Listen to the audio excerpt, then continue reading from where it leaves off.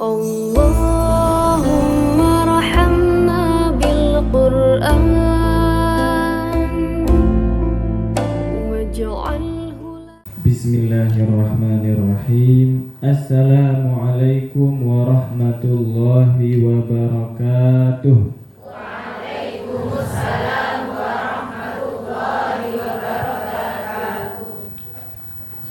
Alhamdulillah wassalatu wassalamu ala Rasulillah wa ala alihi wa sahbihi wa man walah. La haula wa la quwata illa billah. Apa kabarnya ibu-ibu Majelis Taklim Al-Bayan? Alhamdulillah, luar biasa. Laksamana Allahu Akbar. Masya Allah, lengkap. Alhamdulillah kita kembali dapat berjumpa di pertemuan yang kelima ini dalam pembahasan, masih dalam pembahasan makna syahadatain, dan ini adalah makna syahadatain part yang terakhir, yaitu tentang sifat-sifat para nabi. Sebelumnya kita sudah membahas mengenai tentang iman kepada Allah, iman kepada para malaikat, iman kepada kitab-kitab, iman kepada para rasul. Lalu kita juga membahas mengenai ghaibiyat, hal-hal yang gaib. Lalu kita juga membahas mengenai sebagian dari qada dan qadar. Sudah dibahas atau belum qada dan qadar? Qada dan qadar, takdir. Belum ya? Kemarin terakhir tentang syafaat. Hah? Tentang kepada syafaat ya. Baik, berarti masih ada sedikit lagi syafaat. Lalu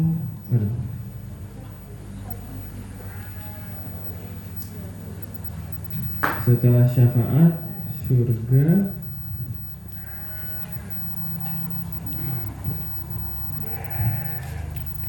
Kayaknya malaikat-malaikat sudah kan? Kemudian sampai situ ya kayaknya.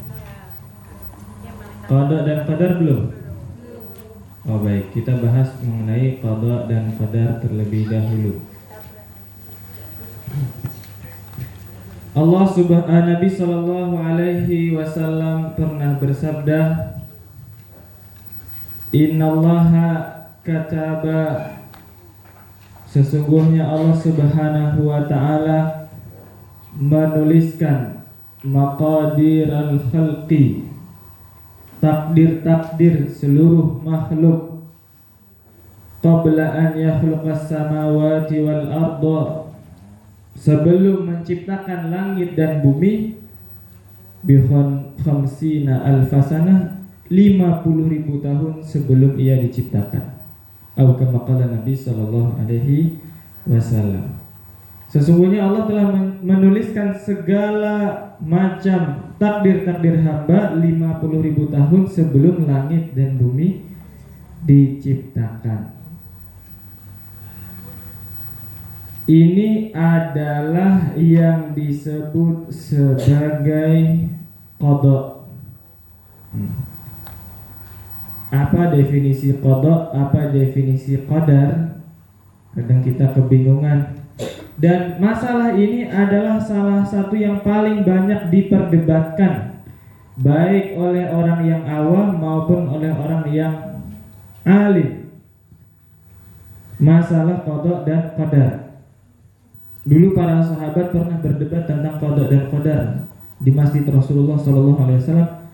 Lalu kemudian Rasulullah melarang mereka untuk membicarakan hal tersebut. Di kemudian hari, salah satu perpecahan secara pemikiran yang paling pertama terjadi di umat Islam juga adalah masalah qada dan qadar. Ada satu kelompok namanya disebut sebagai qadariyah.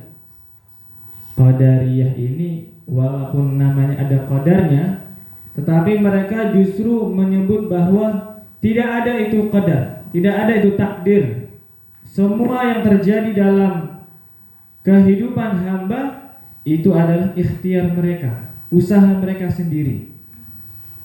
Jadi kalau kita sukses itu adalah karena usaha kita. Kalau kita gagal itu adalah karena usaha kita. Kalau kita taat itu adalah usaha kita. Kalau kita maksiat juga adalah usaha kita. Kalau nanti bisa menikah, punya anak, segala macam, semua pokoknya usaha manusia dan tidak ada peran takdir dari Allah Subhanahu wa ta'ala. Kelompok ini disebut sebagai Qadariyah. Nah, ini kelompok yang pertama mengatakan seperti itu. Lalu ada kelompok yang kedua. Ini 180 derajat sama Qadariyah, namanya Jabariyah. Jabariyah mengatakan bahwa justru semuanya adalah atas takdir Allah. Bahkan gak ada peran manusia dalam kehidupannya. Kita ini semua seperti robot.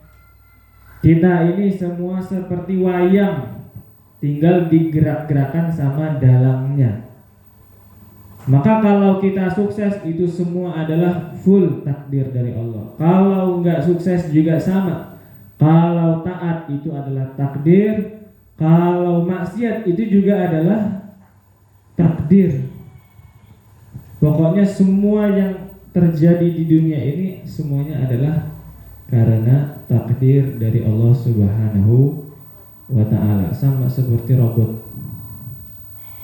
Atau kalau robot zaman sekarang udah pinter ya, AI udah pinter sekarang. Di sini ada yang kalau curhatnya ke ChatGPT karena nggak didengerin sama suami. Curhat sama. Sekarang anak-anak muda itu curhatnya sama ChatGPT, Bu. Kalau ada masalah keuangan, masalah pendidikan, bahkan masalah percintaan, itu curhatnya sama ChatGPT. Soalnya ke psikolog mahal. Mau konsultasi ke konsultan keuangan juga mahal. Kalau curhat sama temennya malah dibanding-banding ke. Kamu sih masih mending. Aku loh lebih ini lagi. Akhirnya curhat sama ChatGPT. Nah, ini akhirnya ibu-ibu jadi kepikiran, benar juga nih Ustaz. Tadi ada yang pertamanya Qadariyah, mereka menolak takdir. Semua adalah ikhtiar manusia. Yang kedua Jabariyah, kita semuanya adalah ditakdirkan oleh Allah. Gak bisa ngapa-ngapain, pokoknya gak bisa keluar dari skenarionya Allah Subhanahu wa ta'ala. Nah, bagaimana kemudian posisinya Ahlus Sunnah wal Jamaah? Ahlus Sunnah wal Jamaah itu adalah berada di tengah-tengah. Kita meyakini peran takdir dari Allah Subhanahu wa ta'ala, tetapi kita juga memberikan ruang bagi manusia untuk berikhtiar. Konsepnya adalah seperti itu. Kata Syekh Muhammad Sa'id Ramadan Al-Buti, al-insanu bainal musayyar wal mukhayyar. Manusia itu dalam kehidupannya adalah antara musayyar, hal-hal yang diperjalankan gak bisa milih, sudah ditetapkan oleh Allah Subhanahu wa ta'ala seperti itu. Contohnya, kita gak bisa memilih lahir dari ibu yang bagaimana. Kita nggak bisa memilih keluarga kita, orang tua kita itu orang yang mapan, orang yang kaya raya, atau orang yang sederhana. Nggak bisa milih.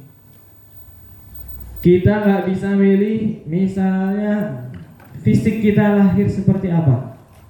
Apakah rambutnya lurus, apa keriting. Di sini ada yang bisa milih. Zaman sekarang bisa diedit, pergi ke salon, yang lurus jadi keriting, yang keriting jadi lurus. Kita nggak bisa milih hidungnya mau mancung atau yang pesek seperti itu. Walaupun misalnya takdirnya pesek, selagi lubangnya di bawah masih alhamdulillah. Ya, soalnya kalau lubangnya di atas repot kalau hujan. Susah nanti ya. Kita nggak bisa milih bagaimana apa warna kulit dan seterusnya, itu tidak bisa milih. Walaupun ada fenomena di zaman sekarang itu, ya Allah, dikasih alis, alisnya dihapus, digambar hilang. Ada yang hidungnya tidak mancung, dimancungkan, dan sebagainya. Jadi ada hal-hal yang boleh diubah. Jadi kalau misalnya fisik itu ada yang boleh diubah, ada yang tidak boleh diubah. Contohnya, misalnya kita qadarullah, karena mungkin dulu ketika kecil orang tua kita belum bisa memberikan gizi yang cukup atau nggak bisa memberikan makanan-makanan yang sehat, ada sebagian di antara kita yang akhirnya tumbuh giginya kurang rapi, tidak rata. Itu boleh kalau misalnya kita pakai behel, itu boleh hukumnya. Itu bukan termasuk di antara mengubah ciptaan Allah yang dilarang. Karena misalnya kita tumbuh dalam kondisi tidak rapi, itu dianggapnya sakit. Sama seperti orang yang lahir misalnya dalam keadaan sakit, dia tentu saja boleh disembuhkan. Bukan berarti ini misalnya lahir jantung, ada penyakit jantung bawaan PJB, misalnya ada lubangnya di jantungnya, ini harus diterima apa adanya. Ya bukan seperti itu. Boleh kita berikhtiar untuk menyembuhkan supaya sempurna kembali. Begitu juga dalam beberapa keadaan, misalnya tadi gigi, atau misalnya ada yang langit-langit mulutnya itu berlubang, ada kan yang seperti itu boleh untuk dioperasi plastik, untuk apa istilahnya, operasi plastik gitu ya, untuk disembuhkan seperti itu, untuk ditutup. Yang seperti itu boleh dianggapnya menyembuhkan sakit. Tetapi kalau kita Allah kasih sudah bagus, dikasih alis, walaupun kadang ada yang tipis gitu ya, ada yang tebal, jangan dihapus-hapus, digambar ulang. Itu jangan. Jadi apa tolak ukur batasan mana sih yang boleh diubah, mana yang nggak boleh diubah? Misalnya motong rambut itu kan juga ngubah, ya kan? Tadinya udah panjang. Tapi masalahnya kalau nggak dipotong-potong panjangnya repot gitu ya. Batasannya adalah kalau sesuatu itu misalnya kita ubah dan pengubahannya itu permanen atau jangka panjang baru dia bisa kembali, maka yang seperti itu dilarang. Tetapi kalau misalnya pengubahannya tadi, misalnya seperti rambut atau ada bulu-bulu di tubuh, itu boleh dihilangkan, bahkan ada yang sebagiannya adalah sunnah. Ya tadi kembali, kita nggak bisa memilih fisik kita, nggak bisa memilih orang tua kita, nggak bisa memilih saudara kandung kita seperti apa. Itu adalah bagian dari musayyar. Atau misalnya ada bencana-bencana alam di luar kendali kita, atau misalnya kita sudah berikhtiar dalam berkendara, sudah berusaha aman, safety, tetapi kadang kan ada yang kitanya sudah berhati-hati, ada orang yang sembrono gitu ya, itu di luar kendali kita, maka itu adalah musayyar, itu diperjalankan. Tetapi ada bagian yang dia ini mukhayyar, atau kita bisa memilih. Kalau tidak salah saya pernah menyampaikan ini ya? Belum? Oh ya udah, lanjut. Mukhayyar kita bisa memilih. Misalnya tadi ibu-ibu kesini mau pengajian, bisa milih mau pakai jilbab warna pink atau warna hitam. Ada di sini yang jilbabnya tiba-tiba terpaksa gitu milih, aduh tanganku gerak sendiri Ustaz, akhirnya pakai sendiri. Nggak ada kan, kita memilih.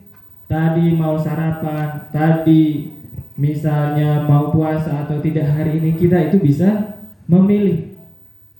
Itu namanya mukhayyar. Mukhayyar. Terus bagaimana kehidupan kita ini sebenarnya? Apakah seperti kata Qadariyah tidak ada takdir sama sekali, atau seperti Jabariyah bahwa semua kehidupan kita justru adalah takdir, nggak ada kendali manusia? Ini ada dalam surat At-Takwir ayat 29. Sebetulnya ada banyak sekali ayat-ayat tentang takdir, tetapi ada salah satu yang mencakup seluruhnya dalam konteks Ahlussunnah wal Jamaah. Allah berfirman, "Wa ma tasya'una illa an yasha'allahu rabbul alamin." Dan kamu tidak dapat menghendaki sesuatu kecuali apabila dikehendaki oleh Allah, Tuhan seluruh alam. Kita nggak bisa memiliki masyiah, kehendak, kecuali kalau kehendak itu di-ACC oleh Allah Subhanahu wa ta'ala. Jadi gimana Ustaz? Jadi bahkan iradahnya manusia itu adalah atas kehendak Allah. Kata Syekh Muhammad Said Ramadan Al-Buti, beliau adalah salah satu pakar di bidang akidah ya, Ahlussunnah wal Jamaah, ulama Ahlussunnah. Beliau menjelaskan bahwa dalam ayat ini Allah Subhanahu wa ta'ala itu memiliki kehendak pada azali, yaitu Allah Subhanahu wa ta'ala menetapkan kepada seluruh manusia bahwa manusia itu memiliki free will. Free artinya kebebasan, will artinya kehendak. Manusia itu Allah beri kebebasan kehendak, kebebasan untuk memilih. Dan itu adalah kehendaknya Allah. Allah memang ngasih kehendak kepada manusia. Salah satunya adalah buktinya dikasih akal. Maka ketika Allah Subhanahu wa ta'ala menciptakan, tadinya Allah ciptakan jin, lalu Allah ciptakan malaikat, lalu Allah ciptakan manusia, atau jin dan malaikat bareng gitu ya. Allah ciptakan manusia. Manusia itu sebelum ditaruh di bumi, itu ditaruh dulu di dalam surga. Padahal kalau kita melihat kepada Al-Baqarah ayat 30, Allah berfirman, "Inni ja'ilun fil ardi khalifah." Aku mau menciptakan khalifah di muka bumi. Tetapi kok ternyata Adam itu disuruh uskun anta wa zawjukal jannah. Tinggallah kamu dan istrimu di dalam surga. Loh, sebenarnya mau ditaruh bumi atau ditaruh surga ya Allah? Tujuan utamanya adalah tetap di bumi. Kenapa ditaruh di surga dulu? Allah Subhanahu wa ta'ala, Allah yang maha tahu gitu ya. Allah maha tahu tanpa harus ngecek dulu, tetapi Allah ingin memperlihatkan kepada manusia, kepada malaikat, kepada kita semua bagaimana manusia itu hidup. Allah Subhanahu wa ta'ala ngasih seluruh kehidupan, seluruh nikmat di surga kepada Nabi Adam dan istrinya. Cuman ngasih satu larangan. Wala taqraba hadhihi syajarah fatakuna minal zalimin. Jangan kamu dekati pohon ini, nanti kamu jadi orang zalim. Jadi Masya Allah, misalnya ibu-ibu nih dapat seluruh nikmat, mau makan enak ada, mau tempat tinggal bagus ada, kendaraan bagus ada, semuanya ada. Cuman ada satu larangan.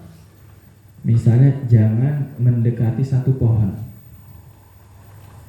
Yang terjadi kira-kira kita fokus menikmati nikmat yang ada atau malah kepikiran pohon itu? Malah kepikiran ya. Begitulah manusia itu, dikasih macam-macam, dilarang satu. Kenapa ya aku dilarang? Ngecek penasaran. Begitulah kemudian Nabiullah Adam alaihissalam udah dikasih surga, masih penasaran. Akhirnya iblis datang. Dalam surat Al-A'raf Allah Subhanahu wa ta'ala kasih tahu, ini adalah salah satu di antara godaannya manusia yang paling mendasar. Surat Al-A'raf ayat 20. Fawaswasalahuma syaitan. Maka setan itu memberikan waswas, memberikan keraguan-raguan, memberikan bisikan dalam hati mereka berdua. liyubdiyalahuma ma wuriya anhuma min sawatihima, untuk kemudian agar aurat mereka tersingkap. Karena salah satu hukuman yang pertama ketika Nabi Adam dan Siti Hawa itu bermaksiat adalah disingkap dulu auratnya sebelum diturunkan ke dalam ke bumi. Wa qala ma nahakuma rabbukuma an hadhihi syajarati illa an takuna malakaini aw takuna minal khalidin. Tidaklah Tuhanmu itu melarang kamu dari pohon ini, karena kalau kamu mengonsumsi pohon ini ada dua. Yang pertama, kamu nanti bisa jadi malaikat. Yang kedua, kamu nanti bisa kekal abadi di dalam surga. Bisikan setan. Yang pertama ditujukan buat laki-laki, buat Nabi Adam. Karena godaannya laki-laki itu adalah kekuasaan, adalah jabatan, ego. Senang dipuji, senang dielu-elukan, senang dihormati. Kamu nanti naik derajatnya jadi malaikat. Au takuna minal khalidin, atau yang kedua kamu nanti kekal abadi. Ini godaannya perempuan. Makanya zaman sekarang skincare itu yang dipromosikan adalah anti-aging, anti penuaan. Nah, ya kan? Ibu-ibu walaupun sudah tua nggak pengen kelihatan tua. Makanya skincare, perawatan, masya Allah, olahraga gitu ya. Paling senang kalau misalnya umur 30 dibilang umur 40 dibilang tak kira masih 20. Happy itu, senang. Ya, itu fitrahnya manusia. Perempuan seperti itu, kalau laki-laki dia kekuasaan. Ternyata kemudian akhirnya tergelincir di situ Nabi Adam dan Siti Hawa, bahkan orang-orang terbaik gitu ya. Selagi dia manusia, dia masih memiliki free will. Dan salah satu buktinya bahwa manusia itu memiliki kebebasan untuk memilih adalah apa yang dilakukan oleh Nabi Adam. Udah dilarang, dia lakukan. Itu menunjukkan, iya begitulah manusia. Beda dengan malaikat. Malaikat itu kalau la ya'sunallaha ma amarahum, kita di pekan yang sebelumnya membahas, bulan yang sebelumnya membahas, mereka tidak pernah bermaksiat atas apa yang diperintahkan Allah. Kalau disuruh ini dilakukan. Wa yaf'aluna ma yu'marun, melakukan apa yang diperintahkan. Kalau dilarang ya nggak akan melakukan. Itulah malaikat. Manusia tidak seperti itu. Manusia bukan malaikat. Disuruh nggak dilakukan, dilarang dia kerjakan. Nah, itulah manusia. Itu namanya ada free will. Dan itu memang sudah ditetapkan oleh Allah Subhanahu wa taala. Manusia ini bukan malaikat. Maka manusia itu pasti membuat kesalahan, pasti melakukan perbuatan dosa. Itu namanya manusia, punya free will, punya kebebasan untuk memilih. Tetapi tadi, bahkan pilihan-pilihan kita masih ada dalam koridor takdir dari Allah Subhanahu wa taala, dan terkadang kita sudah berusaha memilih tetapi takdirnya tidak terjadi. Itu gara-gara, bukan karena kita tidak memilih atau tidak berusaha, tetapi karena ada faktor-faktor luar, ada sebab-sebab lain. Misalnya satu hari kita berniat untuk berangkat ke sini, misalnya berangkat pengajian atau berangkat ke masjid atau berangkat melakukan satu ibadah, ternyata qadarullah ada hujan deras, misalnya ada musibah, misalnya ada ternyata kondisi keluarga kita sedang sakit, butuh bantuan dan sebagainya, maka kita nggak bisa jadi tidak bisa melakukan sesuatu yang kita niatkan. Tetapi karena niat baik itu, pahala sudah tercatat. Nah, inilah manusia itu kemudian Allah Subhanahu wa taala tetap mintai pertanggungjawaban. Jadi tidak seperti yang dikatakan oleh Jabariyah. Jabariyah itu yang mengatakan semuanya adalah takdir Allah Subhanahu wa taala. Kalau seperti itu maka manusia nggak bisa dimintai pertanggungjawaban lah. Orang kita aja bahkan nggak bisa memilih. Tapi karena kita bisa memilih, pilihan kita itulah yang akan dimintai pertanggungjawabannya. Jadi kita itu bisa memilih, tetapi sesuatu yang akhirnya kita pilih belum tentu bisa terjadi, belum tentu kejadian, dan kita dimintai pertanggungjawaban atas pilihan kita, bukan atas jadi atau tidaknya. Maka Rasulullah SAW menyebutkan ada 4 macam manusia. Yang pertama, orang yang Allah berikan ilmu dan Allah kasih harta.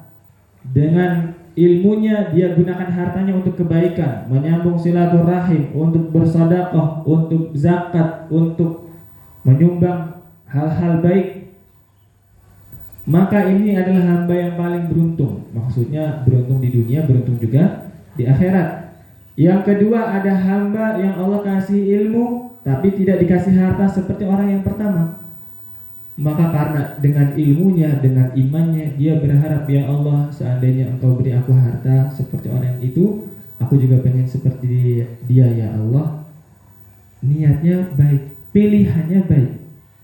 Kata Nabi SAW, dengan niatnya itu orang yang kedua memiliki pahala yang sama seperti orang pertama. Jadi ibu-ibu gak harus bangun masjid sendirian. Cukup ngiri sama orang-orang kaya itu. Ya Allah, seandainya aku kaya, aku pengen seperti dia. Udah dapat pahala. Cuman kasih bukti. Ya Allah, saya buktinya walaupun belum bisa nyumbang 10 miliar, minimal 10.000. Itu nilainya seperti nyumbang 10 miliar. Karena niat. Dan kadang niat-niat baik seperti ini nanti Allah Subhanahu wa Ta'ala uji, Bu. Nanti Allah kemudian akan kasih kita kelapangan rezeki yang lebih dari biasanya. Ntar dilihat, ini benar gak nih, katanya kalau dikasih kaya dia mau nyumbang banyak. Apakah sumbangannya tetap 10.000 atau jadi 100.000? Nah, kalau masih 10.000 alah ngapusi berarti. Kalau naik infaknya berarti cocok. Nanti dikasih kesempatan lagi naik level seperti itu. Kalau nggak percaya nanti dicoba. Coba kita niatkan satu niat baik, entah untuk Quran, untuk apa. Kita niatkan seperti itu, nanti Allah akan kasih kita kesempatan untuk membuktikan kejujuran niat kita. Ahasiban nasu ayyutraku ayyaqulu amanna wa hum la yuftanun. Apakah manusia mengira dia mengatakan aku beriman dan dia tidak akan diuji? Kita akan diuji. Niat baik itu akan diuji. Ini yang kedua. Yang ketiga tadi, hamba yang Allah kasih uang, Allah kasih harta, tapi tidak memiliki ilmu, maka dia gunakan hartanya untuk bermaksiat kepada Allah. Ini adalah hamba yang paling buruk. Bukan yang keempat, ini yang paling buruk. Dia tidak dapat harta, hartanya gak banyak, kemudian juga tidak memiliki ilmu. Karena dia gak punya ilmu, dia kepingin kalau seandainya punya harta, dia pengen jadi seperti orang yang ketiga. Maka karena niatnya itu, kata Nabi SAW, huma fi wizrihima sawaun, mereka berdua punya dosa yang sama. Yang satu dia kalau judi puluhan juta, ratusan juta. Judi itu sebetulnya bagi orang kaya itu mainan, buang-buang uang. Mereka nggak peduli soalnya nanti dapat uang lagi, jadi dibuang-buang aja buat senang-senang aja. Cuman masalahnya yang miskin-miskin mengira bahwa dengan berjudi aku bisa kaya. Orang kayanya judi memang buat buang-buang uang, yang miskin berharap kekayaan dari perjudian. Akhirnya nggak bisa judi di kasino, dia judinya judol. Top up saldo 10.000, 100.000, kadang ngutang. Saya punya teman, dia itu, saya dikasih tunjukkan chatnya. Dia punya teman dekat di pondok. Sekarang dia itu, yang temannya ini, temannya teman saya, dia ngajar Al-Quran di salah satu sekolah dasar Islam di Yogyakarta. Setiap bulan itu, Mas, pinjam uang dong 200.000, nanti tanggal 4 tak balikin. pinjam dong 300.000, pinjam dong segini. Mas, terakhir dia udah tahu, soalnya dia pernah pinjam itu nggak dibalikin. Kata teman-temannya dia ini kecanduan judi online. Akhirnya nggak mau dipinjemin sama teman saya, sampai akhirnya bulan yang lalu dia bilang, ini aku harus ini ibu segala macam, pinjam 500.000. Ya udahlah, ini mungkin karena keluarga, dipinjemin 500.000, habis itu ngilang lagi, nggak balikin, buat judi online. Wah, itu bahaya banget. Orang yang judi online 500.000 sama yang judi ratusan juta itu, kalau dia kepengenannya seperti mereka, maka dosanya adalah sama. Ini menunjukkan Allah Subhanahu wa taala berfirman dalam surat Al-Baqarah, laha ma kasabat wa 'alaiha maktasabat. Bagi satu jiwa itu dia mendapatkan pahala atas kasatnya, atas keinginannya. Jadi kita tuh keinginan saja itu dapat pahala, wa 'alaiha maktasabat, dan atas jiwa itu dia juga mendapatkan hukuman karena keinginannya. Maksudnya keinginan yang sudah dia kemudian usahakan. Kadang ada yang berhasil, kadang ada yang gagal. Kita juga begitu. Kalau kita udah niat baik, kok hasilnya nggak sesuai dengan apa yang kita rencanakan, maka insya Allah pahalanya sudah tercatat. Kalau kita niat buruk, terus kok ternyata malah gagal, itu juga dosanya sudah tercatat. Maka kita mesti betul-betul menjaga hati kita. Tadi terkait dengan qada dan qadar. Jadi qada itu adalah sesuatu yang sudah Allah tetapkan 50.000 tahun sebelum kita diciptakan. Kemudian itu adalah ilmunya Allah Subhanahu wa taala terhadap segala sesuatu yang akan terjadi di bumi. Allah Subhanahu wa taala sudah tahu. Allah memiliki ilmu apa yang akan terjadi nanti, 1 jam lagi, 2 jam lagi, besok, minggu depan dan sebagainya. Allah sudah tahu. Tetapi proses bagaimana itu terjadi itu adalah sesuai dengan ikhtiar manusia. Jadi Allah itu sudah tahu kita mau milih apa, tetapi kita tetap dimintai pertanggungjawaban karena itu memang pilihan kita. Pendekatannya seperti ini. Misalnya ada seorang anak kecil masih usia mungkin 3 tahun atau 2,5 tahun, baru belajar jalan, jalannya masih tertatih-tatih begitu ya, atau belajar lari. Dia ini jalan di pinggir sungai, di pinggir kali. Kita ngelihat dari jauh. Ini karena bukan anak kita, nggak kita urusin gitu ya. Anak tetangga misalnya. Kita lihat, loh, itu bocah itu kalau dia terus di pinggir kali, dia nanti bakal kecemplung. Kita tahu. Ternyata betul bocahnya kecemplung, jatuh ke kali.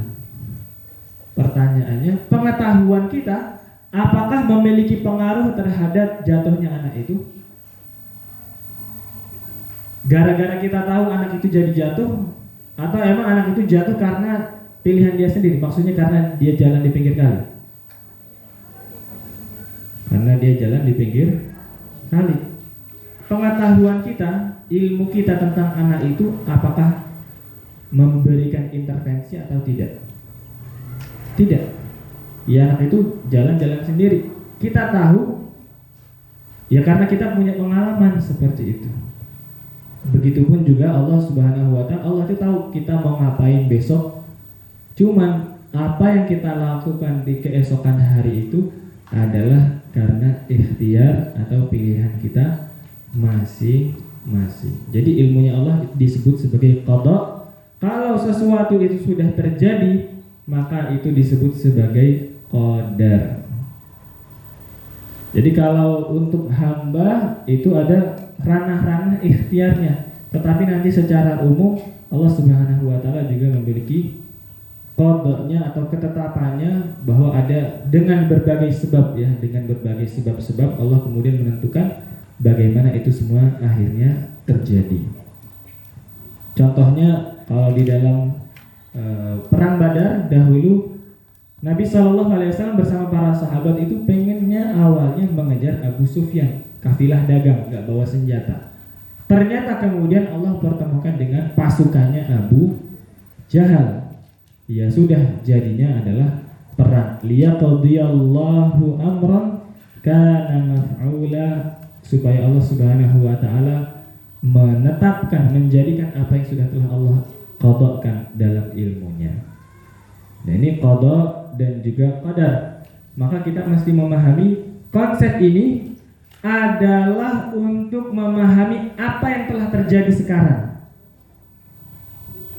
atau apa yang sudah terjadi di masa lalu. Kita kemudian katakan qadarullah. Ini adalah atas takdirnya Allah. Namun untuk sesuatu yang di masa depan, jangan kita kemudian udahlah, takdirnya Allah udah begini, aku nggak perlu ikhtiar lagi. Kalau nanti dapat rezeki ya takdir, nggak dapat rezeki juga takdir. Tidak seperti itu. Jadi untuk yang di masa yang akan datang kita berikhtiar, tetapi terhadap yang sudah terjadi maka kita katakan qadarullah. Ini adalah takdir, ketetapan dari Allah Subhanahu wa ta'ala. Ini adalah qada dan qadar. Wa tu'mina bil qadari khairihi wa syarrihi. Kata Nabi sallallahu alaihi wasallam, engkau beriman terhadap qadar, baik yang terasa baik bagimu maupun yang terasa tidak baik bagimu. Ini adalah rukun iman yang keenam. Lalu kita membahas sebagian dari sifat-sifat Nabi.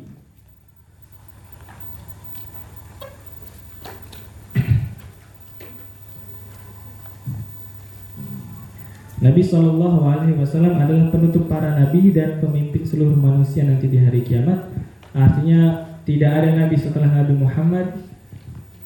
Kalau ada orang mengaku nabi atau mengimani orang yang mengaku nabi, maka dia telah kufur dari Islam. Dan uniknya di Indonesia itu kalau ada orang ngaku nabi, ada aja pengikutnya. Itu heran.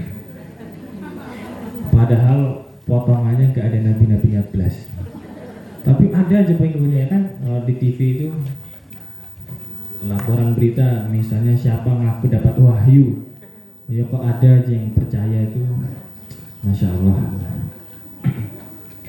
Lalu setiap nabi Allah itu memiliki sifat siddiq, memiliki sifat jujur. Mustahil bagi mereka berdusta. Tidak mungkin bagi mereka berbohong. Lalu yang kedua adalah amanah, dapat dipercaya, menjalankan amanah. Tidak mungkin mereka berkhianat. Tidak mungkin mereka memakan sesuatu yang haram. Yang ketiga adalah fatonah, artinya mereka cerdas. Tidak mungkin mereka itu bodoh.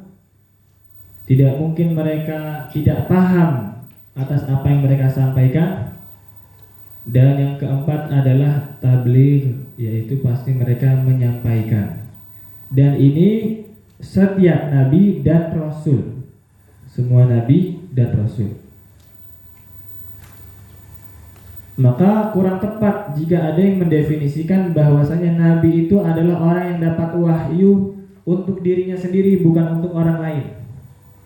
Mungkin dulu pernah kita dapatkan materi seperti itu, dan memang ada sebagian ulama yang berpendapat seperti itu, tetapi itu pendapatnya dirasa kurang tepat. Karena apa? Karena nama nabi sendiri, nabiyun, itu berasal dari kata nabiun, artinya pembawa berita. Nabi itu artinya pembawa berita. Gak mungkin kalau misalnya beritanya cuma buat diri sendiri. Buat apa berita dibawa kalau buat dirinya sendiri? Nah, ini juga adalah sifat-sifat yang idealnya dimiliki oleh seorang muslim. Apalagi kalau kita membawa risalah, membawa dakwah, mengajak umat, mengajarkan kebaikan, Maka yang pertama harus punya sidik, dia memiliki kapasitas. Kapasitas artinya kita ketika menyampaikan sesuatu kita jujur. Kalau kita tahu kita kasih tahu, kalau kita nggak tahu ya bilang nggak tahu. Dulu Imam Malik bin Anas radhiyallahu anhu pernah ditanya, ada seorang jamaah penuntut ilmu datang dari Maghrib, dari Maroko, dekat Spanyol itu ya, Afrika Utara. Datang jauh-jauh ke tempatnya Imam Malik di Madinah, membawa kurang lebih 40 pertanyaan dari masyarakat di sana. Lalu beliau bertanya kepada Imam Malik, wahai Imam, sesungguhnya saya adalah utusan dari penduduk Maghrib, dari penduduk Maroko. Maghrib itu artinya daerah yang di barat, Maroko, Tunisia, Aljazair gitu ya, atau Andalus juga, Andalusia Spanyol. Wahai Imam, saya utusan dari sana membawa ini masalah. Maka Imam Malik kemudian menjawab kurang lebih 20 pertanyaan. Yang 20 sisanya hatta anzur, kata Imam Malik, nanti dulu saya coba cari tahu jawabannya. Nggak langsung dijawab. Di pekan berikutnya ditanya lagi, bagaimana Imam? Hatta anzur, nanti saya coba cari lagi, saya belum ketemu jawabannya. Di pekan yang terakhir, wahai Imam, saya harus segera kembali ke masyarakat saya. Bagaimana sisa pertanyaannya? Kata Imam Malik, la adri, aku nggak tahu. Kata utusan ini, wahai Imam, sesungguhnya orang-orang Maghrib itu mengatakan bahwasanya Malik bin Anas itu adalah a'lamu ahlil ard, orang yang paling alim di muka bumi. Maka kata Imam Malik apa? Qul lahu, katakan kepada mereka bahwasanya Malik berkata la adri, aku nggak tahu. Ini namanya jujur, sesuai dengan kapasitas kita. Maka saya juga sering menjawab kalau memang nggak tahu jawabannya, saya nggak tahu. Karena kalau kita tidak jujur, kita nggak tahu jawabannya, kemudian kita membuat-buat segala macam, itu malah bisa khianat terhadap ilmu dan khianat juga kepada Allah Subhanahu Wa Taala dan juga Rasulnya. Yang kedua adalah tadi amanah. Amanah itu kalau bahasa sekarang integritas gitu ya. Integritas, dapat dipercaya. Kalau dikasih amanah dia lakukan semaksimal mungkin, tidak berkhianat terhadap amanah yang diberikan. Ini adalah mesti kita ikhtiarkan, tidak menipu orang lain ketika dimintai nasihat. Laisa minna man ghasyana falaysa minna, barang siapa menipu orang-orang beriman, dia tidak termasuk di antara kami, kata Rasulullah sallallahu alaihi wasallam. Di Mesir itu, saya itu kalau lagi tersesat di jalan nggak mau nanya ke orang Mesir. Soalnya kalau nanya ke mereka sembarangan mereka mas. Misalnya masjid di mana? Oh sana. Nanti itu. Pokoknya kayak meyakinkan banget, pertigaan belok kanan, kalau udah ketemu bundaran belok kiri. Kalau kita ikutin entah kemana kita itu. Setelah kita jauh baru sadar, wah ditipu. Nah itu sebagian ya oknum orang Mesir. Nah kita jangan seperti itu. Kalau kita ditanya, dimintai nasihat, maka kita berikan dengan yang terbaik, bisa dipercaya. Lalu fatanah, cerdas, kita berusaha belajar. Seorang mukmin, Nabi SAW itu mengajak kita semua orang-orang beriman itu untuk meningkatkan intelektualitas kita, belajar. Disuruh belajar terus. Talabul ilmi minal mahdi ilal lahdi. Belajar dari buayan sampai kita meninggal dunia, belajar terus. Salah satu yang diprioritaskan oleh Rasulullah ketika beliau menang di perang Badar, dapat 70 tawanan, itu adalah siapa yang bisa ngajarin baca tulis kepada anak-anak kami, anak-anak orang Islam, maka dia bisa bebas. Jadi pendidikan itu sangat diprioritaskan oleh Rasulullah SAW. Begitu pula kita mesti tingkatkan. buat yang perempuan maupun yang laki-laki. Kalau ada rezeki, anak-anaknya disekolahkan sebaik-baiknya, setinggi-tingginya, yang laki-laki maupun juga yang perempuan. Kalau kita memiliki ilmu, kecerdasan, maka dipergunakan supaya masyarakat merasakan manfaat dari ilmu kita. Ini fatanah. Kemudian tabligh, kita menyampaikan dengan sebaik-baiknya.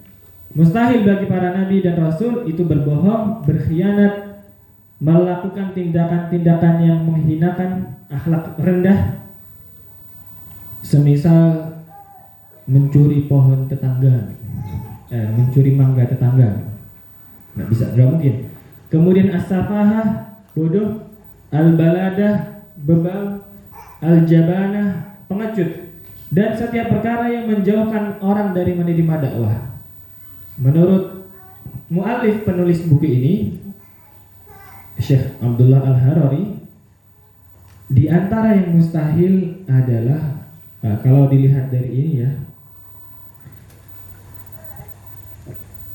di antara yang mustahil bagi Nabi dan Rasul itu adalah apa yang dinisbatkan kepada Nabiullah Ayyub alaihi salam, Nabi yang katanya ketika sakit itu sakitnya sampai keluar belatung ataupun ulat dari tubuhnya. Karena ini mustahil, secara teori mustahil, karena nggak mungkin Allah Subhanahu wa Ta'ala mengutus seorang rasul untuk berdakwah supaya masyarakat menerima dakwah mereka, tetapi ternyata Allah juga buat di dalam diri mereka ada hal-hal yang membuat manusia lari. Nggak mungkin. Sebaliknya, kata dalam riwayat yang sahih itu tadi adalah sebagian dari Israiliyat. Dalam riwayat yang sahih Nabi SAW bersabda, "Ma ba'atsallahu nabiyyan," tidaklah Allah mengutus seorang nabi, "illa hasanal wajhi hasanas sauti," kecuali pasti wajahnya tampan, suaranya merdu. "Wa kana nabiyyukum ahsanuhum wajhan wa ahsanuhum sautan," dan nabi kalian itu Nabi Muhammad SAW adalah yang paling baik wajahnya, paling ganteng, dan juga paling indah suaranya. Jadi nabi-nabi itu semuanya good looking. Memang Nabi Ayub diuji dengan penyakit, tetapi bukan penyakit yang sampai menjijikkan seperti itu. Yang kita membayangkannya saja sudah jijik, apalagi orang-orang yang melihat itu tidak mungkin seperti itu. Lalu para nabi dan rasul itu pasti juga terjaga maksum dari kekufuran. Maka tidak betul kisah yang menyebutkan Nabi Ibrahim mencari Tuhan, apalagi sampai pernah menyembah bintang, bulan, dan matahari. Itu adalah penafsiran yang kurang tepat. Terus bagaimana? Kan ada di dalam Al-Quran. Iya betul, kisah ini ada di dalam Al-Quran, tetapi Allah Subhanahu wa Ta'ala jelaskan, "Wa tilka hujjatuna atainaha Ibrahim ala qaumi." Saat itu Nabi Ibrahim bukan mencari Tuhan dan bukan lagi masih kecil. Nabi Ibrahim saat itu sedang mendebat kaumnya, sedang mengajak berpikir kaumnya. Coba dilihat bintang, ternyata ada kaumnya yang menyembah bintang. Hadza Rabbi, ini Tuhanku, Tuhanku kayak begini. Ternyata ketika bintang itu tenggelam, la uhibbul afilin, aku gak senang, kayaknya bukan. Jadi hadza Rabbi itu adalah, kata para mufassirun, itu bukanlah takrir, bukanlah mengatakan oh inilah Tuhanku, bukan seperti itu. Tetapi itu adalah istifham ingkari namanya. Itu adalah bertanya tetapi mengingkari. Misalnya ada yang bilang, "Ustadz, anaknya itu nangis." Ketika saya lihat, itu anak saya, mukanya nggak ada mirip-miripnya. Pas saya datang juga nggak bawa anak gitu ya. Masa itu anak saya? Kan pertanyaan saya, itu anak saya. Itu kan berarti maknanya adalah itu bukan anak saya. Begitulah Nabiullah Ibrahim itu berdebat dengan penyembah bintang, penyembah bulan, dan penyembah matahari. Setelah itu mereka berdebat, "Wa tilka hujjatuna," itulah hujjah, argumen yang kami berikan kepada Ibrahim untuk mendebat kaumnya. Jadi para nabi itu nggak ada yang pernah kufur. Kalaupun misalnya belum mendapatkan pengetahuan ilmu tentang tauhid, setidaknya mereka seperti yang terjadi pada Nabi Shallallahu Alaihi Wasallam, itu beliau merasa gelisah, nggak senang sama kok manusia nyembahnya seperti ini sih, ada kegelisahan seperti itu. Lalu yang kedua, Nabi maksum dari dosa-dosa besar atau berniat melakukan dosa-dosa besar. Seperti misalnya yang dinisbatkan kepada Nabi Yusuf alaihi salam, katanya Nabi Yusuf itu kepengen melakukan zina. Ada sebagian dai itu menyampaikan kisah Nabi Yusuf itu dengan konteks yang kurang tepat. Walaqad, ada ayatnya, walaqad hammat bihi wa hamma biha.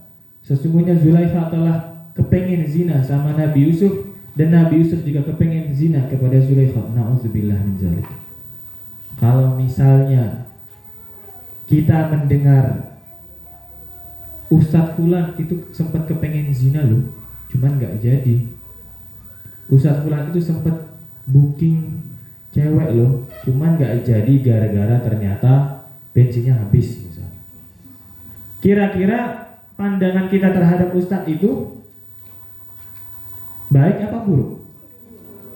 Buruk. Ini bukan Ustadz, ini Nabi dibilangnya, katanya Nabi pengen zina, cuman ketika sudah kepengen zina ternyata melihat bapaknya, maka dia nggak jadi. Ini nisbat yang sangat buruk kepada Nabi Yusuf alaihissalam. Nabi Yusuf itu di ayat itu walaqad hammat bih, sesungguhnya Zulaikha kepengen sama Nabi Yusuf. Wa hamma biha laula arra'a burhana rabbih, dan Nabi Yusuf juga pengen seandainya dia tidak melihat tanda-tanda dari Tuhannya. Kata-kata seandainya menunjukkan Nabi Yusuf itu justru bersih dari rasa keinginan untuk berzina. Seperti misalnya saya bilang, saya akan ke Jakarta seandainya saya tidak ngisi di Imogiri. Apa nama daerahnya? Kok desa? Payaman. Perasaan Payaman ada di Magelang? Ada juga ya. Saya kemarin dari Payaman juga di Magelang ke kiai-kiai. Misalnya seandainya saya tidak ke Payaman, saya akan pergi ke gym, misalnya. Kata-kata seandainya menunjukkan saya nggak pergi ke gym sama sekali. Atau misalnya seandainya saya itu kepengen makan pizza seandainya tadi saya nggak sarapan.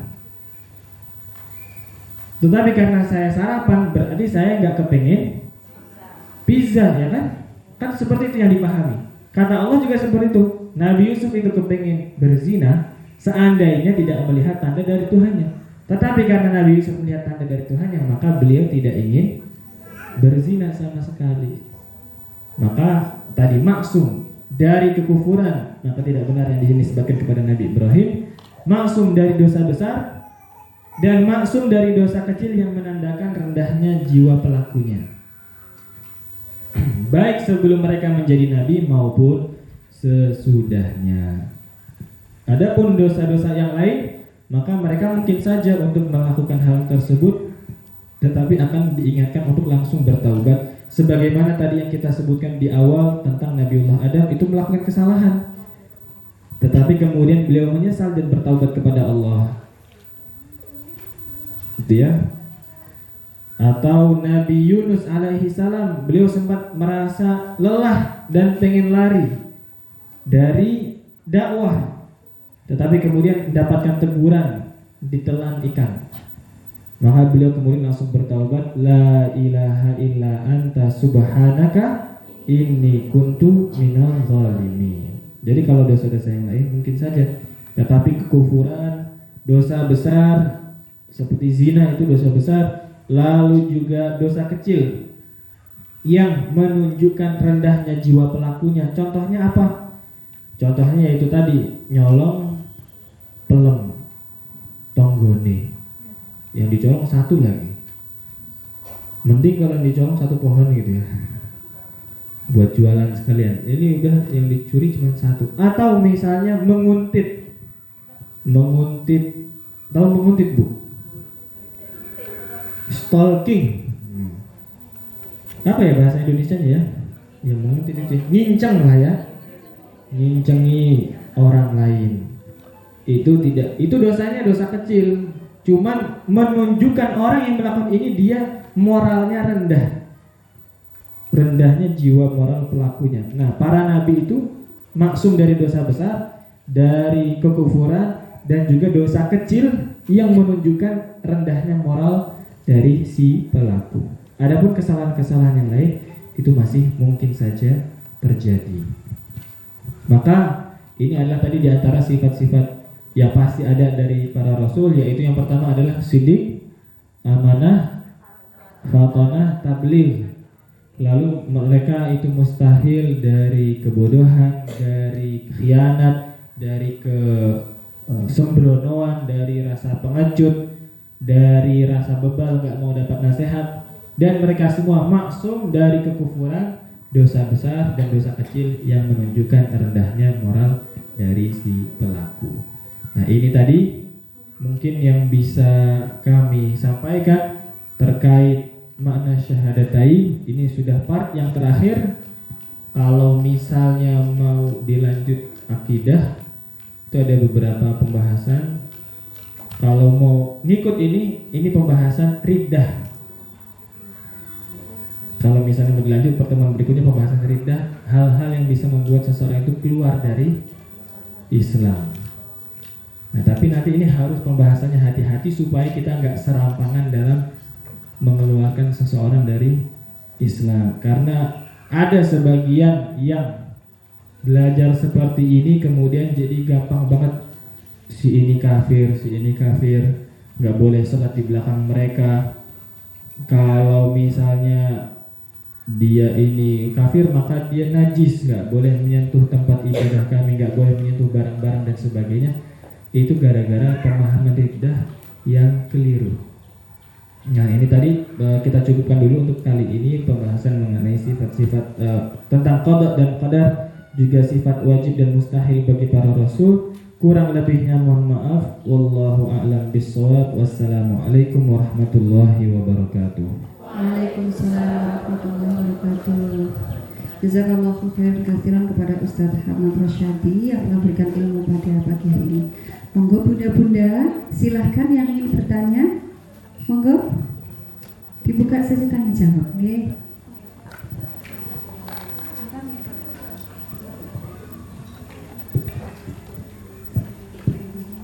Assalamualaikum warahmatullahi wabarakatuh.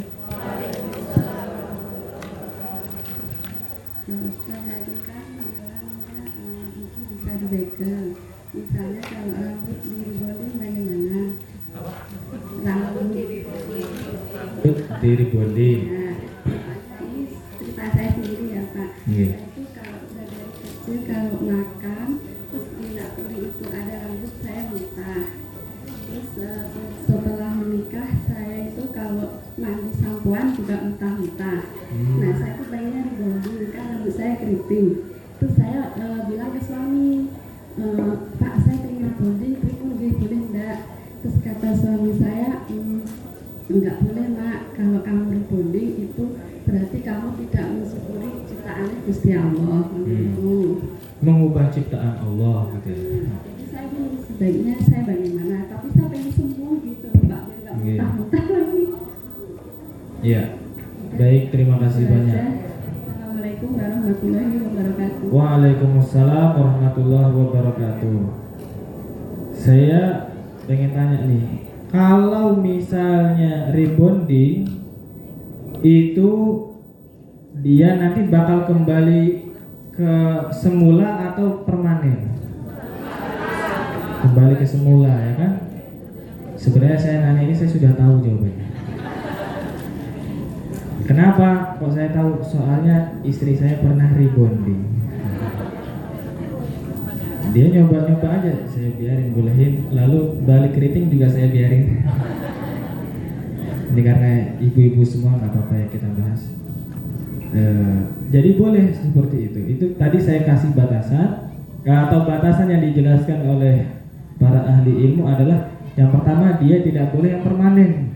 Kalau dia permanen itu termasuk mengubah ciptaan Allah. Misalnya tadi hidungnya dibikin mancung atau apa macam-macam lah ya, dagu jadi panjang, kecuali kalau memang sakit ya. Kadang ada sakit-sakit yang memang harus dioperasi gitu, itu lain halnya.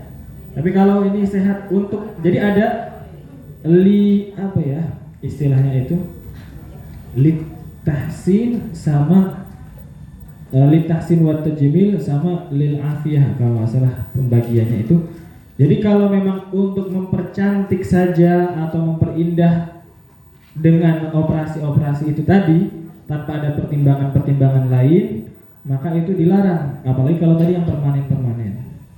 Tetapi kalau misalnya itu adalah, atau kalau misalnya ada tuh sebagian orang ini supaya diet, pertama lemaknya disedot, habis itu ginjalnya dilipat, beneran biar cepat kenyang katanya. Lambung ya, salah. Lambung, ginjal, kok ginjal ya? Lambungnya dilipat biar cepat kenyang. Itu kan permanen, maka itu nggak boleh. Tetapi kalau tadi misalnya motong kuku atau misalnya nyukur kumis, saya misalnya kan, itu nggak apa-apa, nanti kan dia numbuh lagi. Atau tadi rambut dilurusin atau di rebonding atau dikeriting, tetapi dia nggak permanen, cuma sebentar, beberapa bulan gitu ya, atau beberapa minggu sudah kembali lagi, maka itu tidak apa-apa. Apalagi tadi untuk alasan kesehatan, maka ya nggak apa-apa. Mungkin ada fobia gitu ya, atau apa, rasa jijik sama rambut sendiri. Ada yang macam-macam lah manusia memang. Saya punya teman yang dia itu kalau melihat asbak dia takut. Wallah alam traumanya apa gitu ya. Jadi kalau kami di rumah makan itu kalau makan sama dia, asbak harus disingkir-singkirin dulu. Soalnya dia ngerasa takut, bukan jijik, bukan apa, bukan masalah ada rokoknya. Bahkan asbaknya bersih aja, karena itu asbak dia takut. Mungkin ada trauma dan sebagainya. Wallahu a'lam. Seperti itu. Assalamualaikum warahmatullahi wabarakatuh. Ya, saya mau tanya Ustadz, untuk tadi Ustadz menceritakan Nabi Yusuf dan Siti Zulaikha. Saya itu dulu diceritai guru saya, tapi saya termasuk orang yang tidak kutu buku Ustadz. Terus yang saya tanyakan, saya tuh kalau membaca undangan pengantin itu kok seperti apa? Mendoakan seperti Nabi Yusuf dan Siti Zulaikha itu gimana ceritanya? Apakah Nabi Yusuf dan Siti Zulaikha itu akhirnya berumah tangga, Ustaz? Iya, seperti itu. Terus yang kedua, ini titipan dari teman sebelah. Ini kalau orang tua yang giginya itu sudah habis semua, terus memasang gigi palsu, itu hukumnya gimana, Ustaz?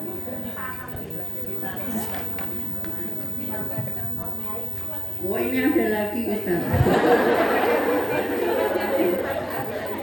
Kalau mengecat rambut pas haid itu boleh atau tidak? Ada 3 pertanyaan seperti itu.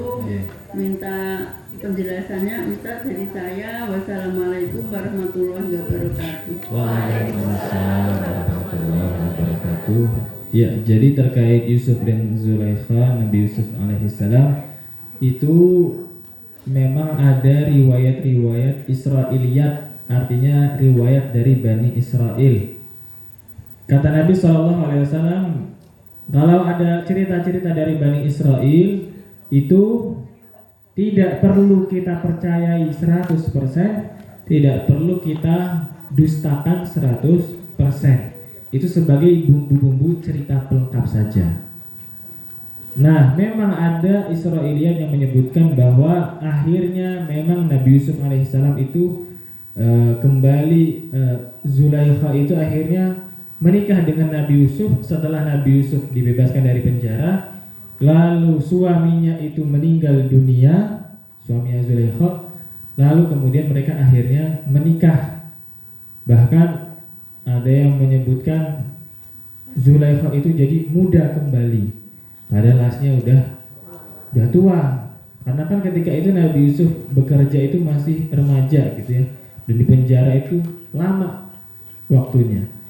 Jadi akhirnya dibikin seumuran seperti itu. Tapi ya itu Israiliyat, ya, bisa boleh kita dengarkan saja, tetapi tidak kemudian dipercayai 100%.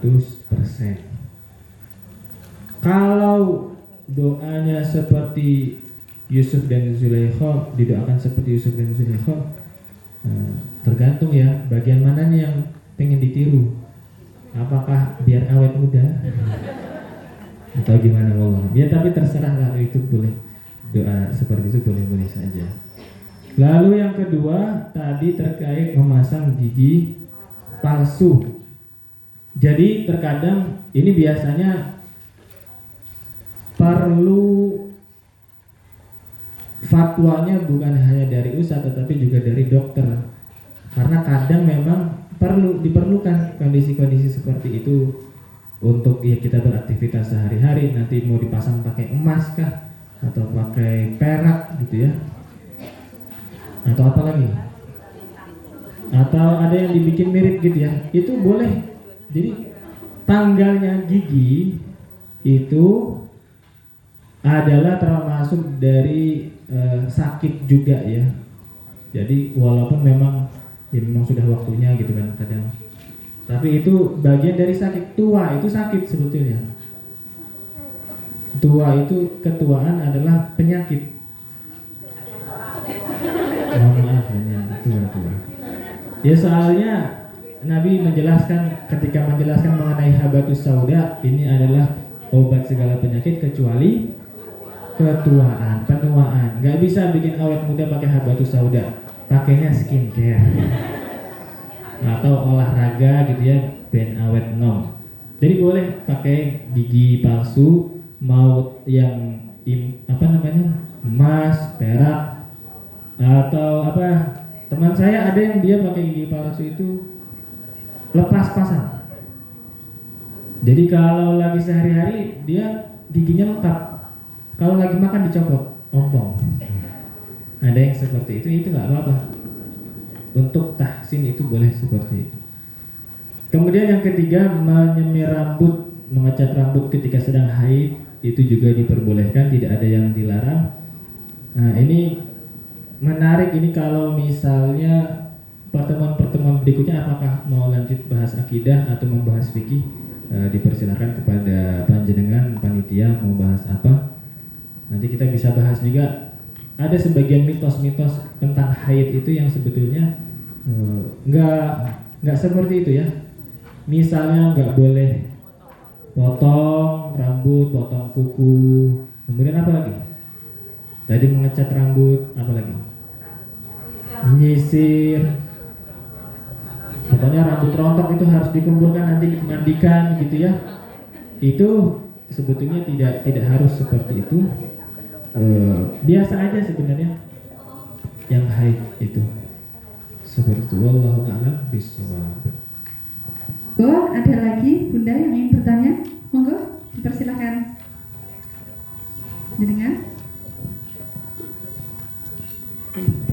Bertanya Ustadz, kalau menghilangkan alis itu berdosa, terus para perias yang melakukan tugas itu dapat dosanya tidak? Ya, itu yang pertama. Yang kedua, beberapa kasus hari ini yang muncul itu banyak bunuh diri. Terakhir itu ada ibu yang terhimpit ekonominya karena tadi suaminya judol Ustadz, sehingga tidak bisa menahan lagi untuk hidup. Kemudian ibunya bermindset, saya tak bunuh anak-anak saya, biar anak-anak saya matinya mati syahid karena terbunuh, tapi biarkan saya di neraka. Itu ada surat tulisan setelah dia meninggal. Apakah betul anak yang dibunuh ibunya jatuhnya syahid atau sama-sama ketiga-tiganya, dua anak dan ibu itu bunuh diri itu termasuk ahli neraka hukumnya? Wallahu a'lam bishawab. Itu Ustadz yang saya ingin tanyakan. Baik.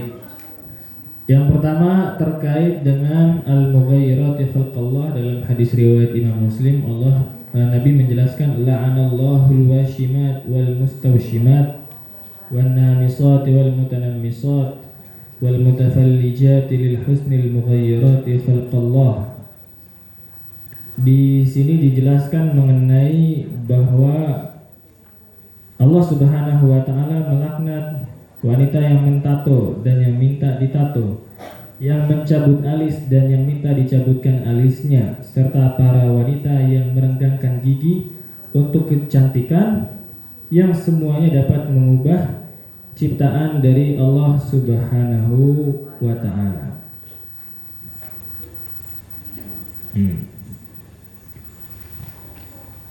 Jadi ini adalah dasar terkait dengan larangan tato dan mencukur alis atau merenggangkan gigi. Jadi justru kalau merapatkan gigi tidak ada larangannya. Ini karena kita masih paham konteksnya saat itu. Perenggangan gigi adalah salah satu, atau gigi yang renggang itu kalau di zaman Nabi itu adalah salah satu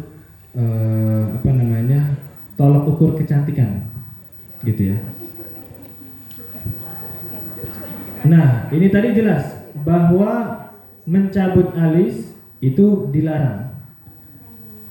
Cuman di sini dijelaskan ada Syekh Ahmad bin Ghanim Al-Maliki dari mazhab Imam Malik itu menjelaskan kalau yang dihilangkan hanya sebagian, dia tidak seluruhnya,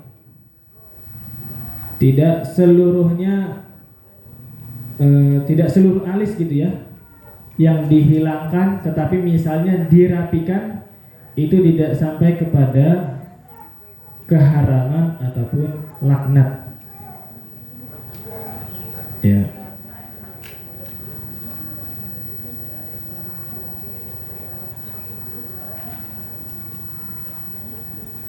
Karena ada riwayat yang menyebutkan dari Ibunda Aisyah radhiyallahu anha bahwa beliau memperbolehkan adanya perapian alis maupun rambut-rambut di wajah bagi perempuan. Jadi kalau misalnya alisnya itu kadang kan ada yang sampai panjang gitu ya, atau sampai ke bawah. Kalau misalnya itu dirapikan bukan digunduli, maka itu masih boleh. Tetapi kalau sampai digundul semua, maka itu dilarang, haram hukumnya yang meminta maupun yang mencukurkan. Menggunduli semuanya itu jatuhnya menjadi haram. Kemudian yang kedua terkait dengan ada orang bunuh diri. Terkadang ini juga dikaitkan dengan takdir. Ada yang pernah tanya kepada saya, saat ajal itu kan takdir, bagaimana orang yang bunuh diri? Apakah dia sudah ditakdirkan bunuh diri atau bagaimana? Jawabannya adalah orang itu sudah ditakdirkan ajalnya, tetapi bagaimana dia meninggal itu ada keterlibatan ikhtiar dirinya sendiri. Dia memilih untuk seperti itu, maka dia dihukum bukan karena meninggalnya, tetapi karena dia memilih untuk bunuh diri, itu dosanya. Lalu bagaimana ketika dia membunuh anaknya? Maka anaknya mati terzalimi, anaknya aja nggak pengen. Dia menzalimi anaknya dia sendiri, dia berdosa atas hal tersebut, anaknya terzalimi, mati dalam keadaan terzalimi, ya syahid, benar.